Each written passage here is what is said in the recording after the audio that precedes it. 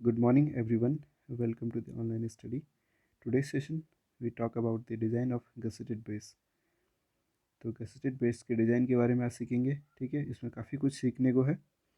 IS 800 2007 specifies that the gusset plates, angle cleats, stiffeners, and fastenings, etc., in combination with the bearing area, shall be sufficient to take the loads, bending moments, and reactions to the base plate without exceeding specified strength.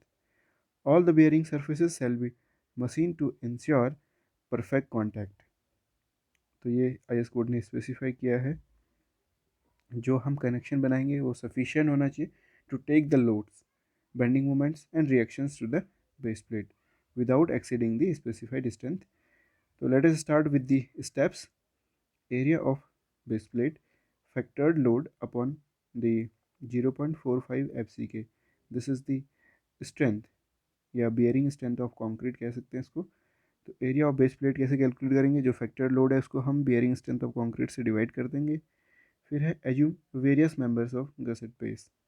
जो gusset base है उसके various members के dimension हम ठीक है assume करेंगे. सबसे पहले thickness of the gusset plate is 16 mm. ठीक है, ये एज्यूम करना है. Size of the gusset angle, जो गसेट एंगल होगा, is assumed such that it's vertical lag can accommodate 2 bolts in one vertical line. मतलब एक लाइन पे 2 बोल्ट तो होने ही चाहिए. ठीक है, इसको एकोमोडेट करें. Corresponding to this leg the other leg is assumed in which 1 bolt can be provided. ठीक है, और इसके करस्पॉन्डिंग जो अदर लैग है उस पर एटलीस्ट 1 bolt तो हम प्रोवाइड कर पाएँ. ठीक है, इस तरीके से हम उसकी विड्थ वगैरह प्रोवाइड करेंगे. Now thickness of the angle is kept approximately equal to the thickness of the gusset plate. जो थिकनेस ऑफ द एंगल है उसको हम गसेट प्लेट की थिकनेस के इक्वल रखेंगे. Width of the gusset base is kept such that it will just project outside the gusset angle and hence length equal to area of plate divide by width. ठीक है, तो plate area को अगर मैं width से divide कर दूँ तो मुझे लेंथ मिल जाएगी. ठीक है, तो width of the gusset base is kept such that it will just project outside the gusset angle and hence length equal to area of plate by width. Now when the end of the column is machined, जो column के end है वो machined है for complete bearing on the base plate. Complete bearing के लिए अगर वो machine है तो 50% of the load is assume to be transferred by the bearing and 50 by the fastening. तो 50% बियरिंग से ट्रांसफर होगा और 50% क्या होगा? जो हमने प्रोवाइड करा है. ठीक है, जो हमने ये जो कनेक्शंस दिए हैं उससे ये 50% ट्रांसफर होगा. When the ends of the column shaft and gusset plates are not faced for complete bearing, जब जो एंड्स हैं वो मशीन नहीं है for the complete bearing, the fastening connecting them to the base plate shall be designed to transmit all the forces to which the base is subjected. तब जो हमारे fastening है, जो बोल्ट्स हैं, ठीक है, connecting them to the base plate shall be designed to transmit all the forces to the base. Now the thickness of the base plate is computed by the flexural strength at the critical sections. जो critical sections हैं वहाँ पे flexural formula से हम thickness calculate करेंगे base की. ठीक है, बेस प्लेट की थिकनेस कैसे कैलकुलेट करेंगे? फ्लेक्चुअल स्ट्रेंथ फार्मूले से.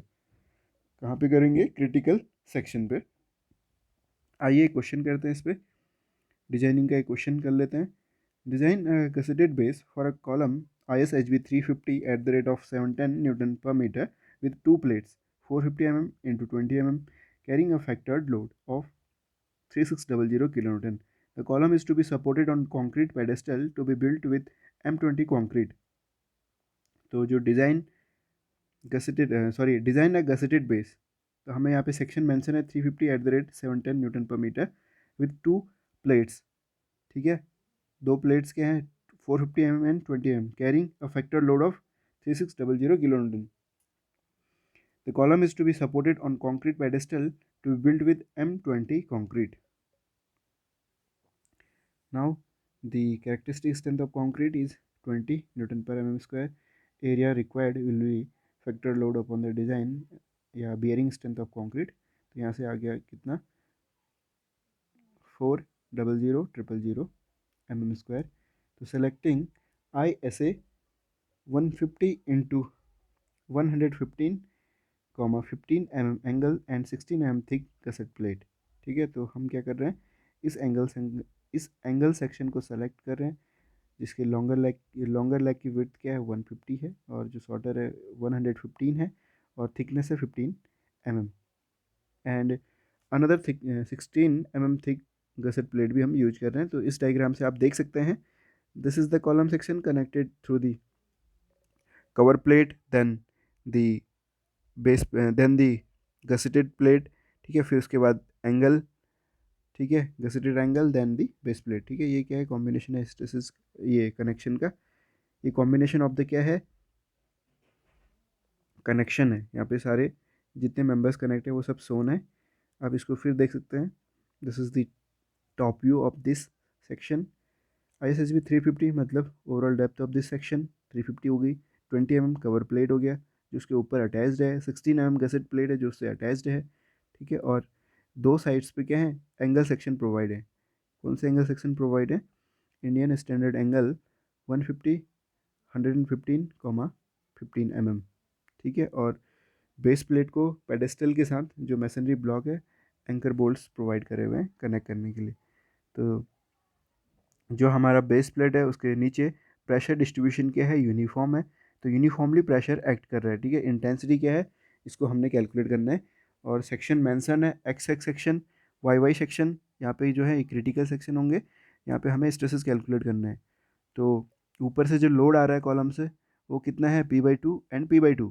ठीक है, क्योंकि कॉलम कंपोनेंट है, आई सेक्शन से बना हुआ है, तो दोनों एंड पे लोड क्या है, P/2 एंड P/2 एक्ट कर रहे हैं। तो minimum width required will B, minimum width को कैलकुलेट करने के लिए आप इस डायग्राम का यूज करेंगे। ठीक है, इस डायग्राम की हेल्प से मिनिमम विड्थ के लिए क्या होगा, 350। ठीक है, तो ये 350 ये हो गया, यहाँ से लेके यहाँ तक ये 350 हो गया।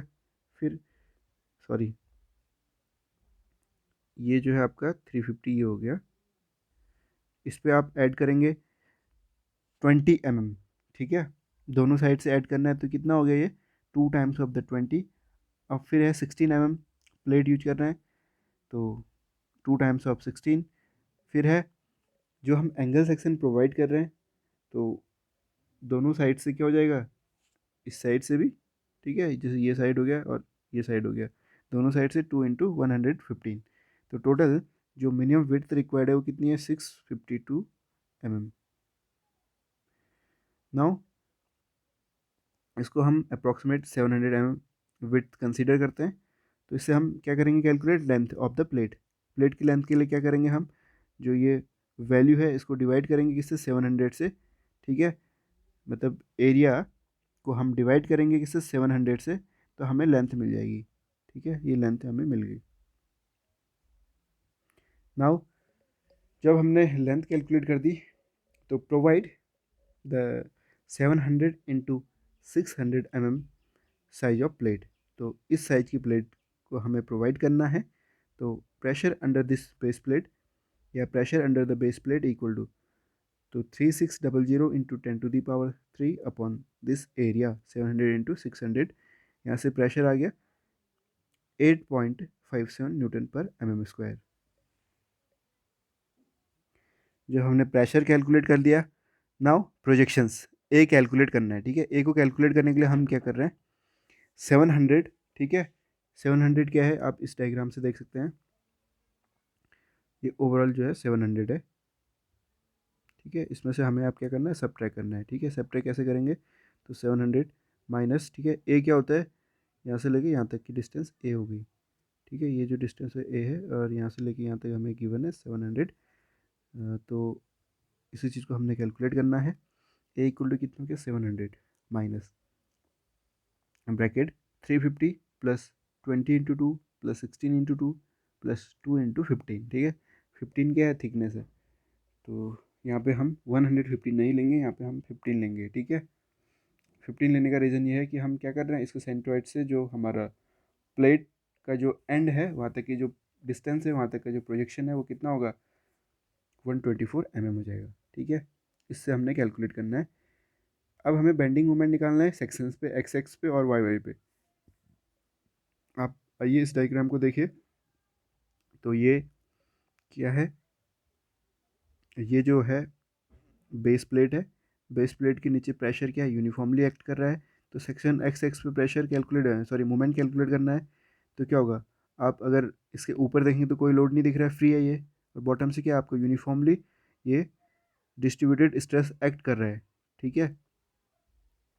तो क्या हो जाएगा 8.57 इंटू ये जो डिस्टेंस है उसका स्क्वायर बाई 2, ठीक है। यहाँ पे मोमेंट क्या होगा, आप यहाँ पे मोमेंट किस तरीके से कैलकुलेट करेंगे, ठीक है, जो इसकी इस स्ट्रेस की वजह से, ठीक है, क्या मोमेंट होगा डब्ल्यू एल स्क्वायर बाई, ठीक है, 2।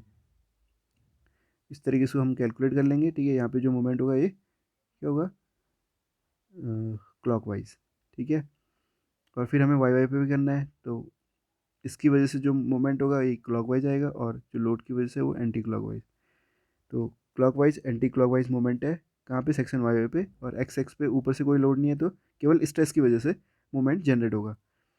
तो एक्स एक्स पे क्या होगा 8.57 इंटू 124 का स्क्वायर बाई 2, तो वैल्यू मिल गई ये, ठीक है। नाउ सेक्शन वाई वाई पे हमें मोमेंट कैलकुलेट करना है, बेंडिंग मोमेंट, तो पर एम एम विड्थ, तो ये क्या है 8.57 इंटू 350 न्यूटन, ये तो लोड है, ठीक है। हमें मोमेंट कैलकुलेट करना है, तो उसके लिए क्या हो गया 8.57 इंटू 350 का स्क्वायर बाई 2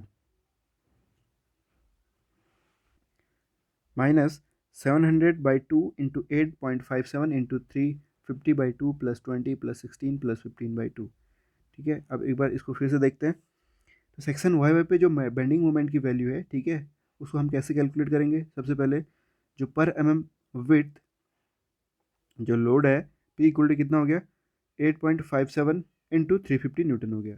तो वाई वाई सेक्शन पे बेंडिंग मोमेंट कैलकुलेट करने के लिए, ठीक है, जो हमारा नीचे से स्ट्रेस लग रहा है इसकी वजह से क्या होगा क्लॉकवाइज मूवमेंट, और लोड पी बाई 2 की वजह से एंटी क्लॉकवाइज मूवमेंट जनरेट होगा। तो अब इसको हमने क्या करना है, लिखना है। तो 8.57 इंटू 350 का square by 2 minus 700 by 2 into 8.57 into, ये तो फोर्स है, इसको क्या करेंगे परपेंडिकुलर डिस्टेंस से मल्टीप्लाई कर देंगे। तो 350 by 2 plus 20 plus 16 plus 15 by 2, ठीक है। अब इस डायग्राम से देख सकते हैं, तो जो हम मोमेंट कैलकुलेट कर रहे हैं वाई वाई के अबाउट, ठीक है, समवेयर हेयर वाई वाई है माना, तो क्या हो जाएगा ये जो डिस्टेंस है कितनी हो गई है 350 बाई 2, ठीक है। फिर प्लस जो रिमेनिंग डिस्टेंसेज हैं, जैसे 20 mm फुल हो गया, फिर 16 है, फिर 15 है, तो 16 प्लस 15 इसके हम सेंटर से ले रहे हैं, तो इसलिए हमने 16 प्लस 15 बाई 2 करा है। तो 16 मल्टीप्लाई 2 सॉरी ये है 16 प्लस 15 बाई 2, तो यहाँ से मोमेंट वैल्यू मिल गई हमें 106482 न्यूटन एम एम पे। नाउ डिज़ाइन मोमेंट कितना हो जाएगा, जो ये कैलकुलेट करा क्रिटिकल सेक्शन वाई वाई पे, तो ये क्या है डिज़ाइन मोमेंट वैल्यू है। तो बेंडिंग स्ट्रेंथ हमें पता है, तो yield stress upon the partial safety factor, तो 250 अपॉन 1.1, तो ये हमें बेंडिंग स्ट्रेस यहाँ से मिल गया। अब इक्वेट करना है moment of resistance to the bending moment, जो वैल्यू हमने यहाँ से ऑब्टेन करी है इसके साथ इक्वेट कर देना है मोमेंट ऑफ रेजिस्टेंस को, ठीक है। तो फ्लेक्सर फार्मूला आप यूज करेंगे फॉर द प्लेट, जैसे हमने यहाँ पे फ्लेक्सर फार्मूला यूज होना है, तो यहाँ पे हम जो है M upon I equal to sigma upon Y, ठीक है, इस फॉर्मूले से जो है ये कैलकुलेट करा हमने, ठीक है। हमने जो विड्थ मानी वो 1 एज्यूम करी हुई है, तो 1.2 into 1/6 into 1 into T square into this value, ठीक है। ये क्या है बेंडिंग स्ट्रेंथ है, bending strength multiplied this I value into 1.2 will give the thickness T, ठीक है। इसको इक्वेट किसके साथ करना है, जो हमने ये कैलकुलेट करा हुआ है वाई वाई सेक्शन के अबाउट जो मोमेंट कैलकुलेट करा है उससे इक्वेट कर देंगे इस वैल्यू को, तो यहाँ से टी थिकनेस मिल गई 48.4 mm। Use the 56 mm base plate of size 700 into 600 mm। तो हमें बेस प्लेट का जो साइज है वो मिल गया है, और थिकनेस भी हमें मिल चुकी है। तो अब क्या कनेक्शन के बारे में बात करते हैं। Assuming ends of the columns are faced for complete bearing, जो कॉलम के फेसेस हैं कंप्लीट बियरिंग के लिए हैं। Assuming ends of the columns are faced for complete bearing, the connection between gusset plate and the column will be design for 50% of the axial load, ठीक है। तो 50% क्या होगा एक्सियल लोड का ये लेगा, ठीक है। 50% फास्टनर करते हैं जब क्या हो एंड्स ऑफ द कॉलम क्या हो कंप्लीट बियरिंग पे हो, तो डिज़ाइन लोड इक्वल टू कितना हो गया 0.5 इंटू जो लोड गिवन था 3600, ठीक है, इतना किलोन्यूटन, तो यहाँ पे कितना हो गया 1800 किलोन्यूटन हो गया। तो लोड ऑन इस स्प्लाइस कितना हो गया, एक स्प्लाइस पे कितना लोड आएगा, 900 किलोन्यूटन। तो अब हमें कनेक्शन के लिए डिज़ाइन करना है, तो let us use the 24 mm shop bolts. तो शॉप बोल्ट्स का यूज करना है, तो हमने यहाँ पे सिंगल सीयर पे स्ट्रेंथ कैलकुलेट कर ली इस फॉर्मूले से। बियरिंग पे हायर वैल्यू होती है, तो जो बोल्ट वैल्यू है क्या होगी, जो लेसर वैल्यू है उसको लेते हैं। तो ये लेसर वैल्यू हमने लिया, तो number of bolts required will be 13.8। ठीक है, तो एक पे लोड कितना आ रहा था, 900 kilonewton divide by single shear पे ये वैल्यू है, तो ये कितना आ गया, 13.8। तो लेट अस कंसीडर 16 बोल्ट, तो हम 16 बोल्ट का यूज करते हैं। तो ये क्रॉस सेक्शन है, तो कितना है, 8 एक साइड में है और 8 एक साइड में। तो bolts are shown in this figure for connecting column to gusset plate.